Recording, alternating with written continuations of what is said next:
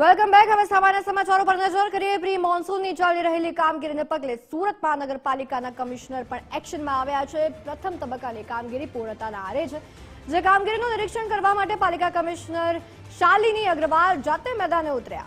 આજ રોજ કમિશનરે સુરતના અલગ અલગ વિસ્તારો અને ખાડી બ્રિજની મુલાકાત લીધી, જે કામગીરીનું પાલિકા કમિશનરે નિરીક્ષણ કર્યું. કમિશનરે ખાડીની આસપાસ આવેલા દબાણો દૂર કરી લેવલ કરવા સહિતની સૂચના અધિકારીઓને આપી હતી. લો લાઇન એરિયામાં જ્યાં પાણી ભરાવાની સ્થિતિનું નિર્માણ થાય છે, ત્યાં એડવાન્સમાં તમામ ઇક્વિપમેન્ટ સહિત સાધન સામગ્રી ઉપલબ્ધ કરાવવા માટેના આદેશ આપવામાં આવ્યા. ચોમાસું નજીક છે અને સુરત મહાનગરપાલિકા દ્વારા કરવામાં આવી રહેલી પ્રી મોન્સૂનની કામગીરી હાલ અંતિમ તબક્કામાં પહોંચી છે. ત્યારે કરવામાં આવી રહેલી કામગીરીનું નિરીક્ષણ કરવા જાતે પાલિકા કમિશનર શાલિની અગ્રવાલ આજે મેદાને ઉતર્યા છે. છેલ્લા 2 દિવસથી સતત તેઓ જે ખાડીની જે ડ્રેજિંગની કામગીરી ચાલી રહી છે તેનું નિરીક્ષણ કરી રહ્યા છે. ત્યારે કમિશનર જોડે સીધી વાત કરીશું. મેડમ, દર વર્ષે ખાસ કરીને ચોમાસા દરમિયાન જે પરિસ્થિતિ ઉદ્ભવે છે તેને લઈને આ વખતે શું નક્કર આયોજન કરવામાં આવ્યું છે? સુરત શહેરમાં એક તો બહુ જ મોટા પાયાથી ખાડી સમગ્ર સુરત શહેરમાંથી પ્રસાર થાય છે, એટલે આ વખતે ખાડીની સાફ સફાઈના 2 રાઉન્ડ્સ નિર્ધારિત કરવામાં આવ્યા છે. ફર્સ્ટ રાઉન્ડની કામગીરી મોટાભાગે પૂર્ણ થવા જઈ રહી છે અને હવે 1-2 દિવસમાં બીજું રાઉન્ડ પણ ચોમાસા પહેલાં પૂર્ણ કરવામાં આવશે.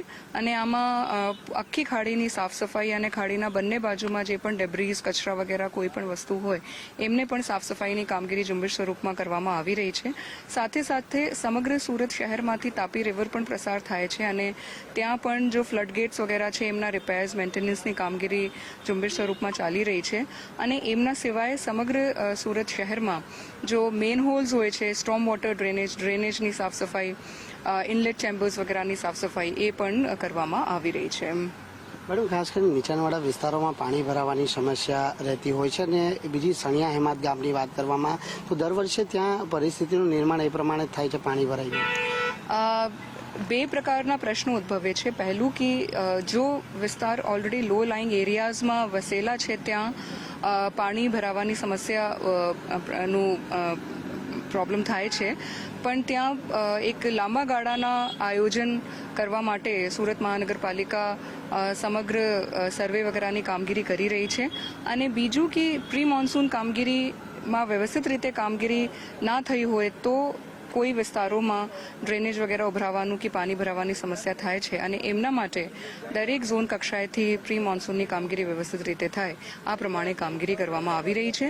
લો લાઇંગ એરિયાઝમાં પણ આ વખતે એડવાન્સમાં જો ડી-વોટરિંગ પમ્પ્સ હોય છે, ડીઝલ જનરેટર સેટ્સ હોય છે, એનું એક સર્વે કરીને ત્યાં એ એડવાન્સમાં જ મુકાવવા માટેની પણ કામગીરી કરવામાં આવી રહી છે. બધા જ લો લાઇંગ એરિયાનું મેપિંગ કરવામાં આવ્યું છે.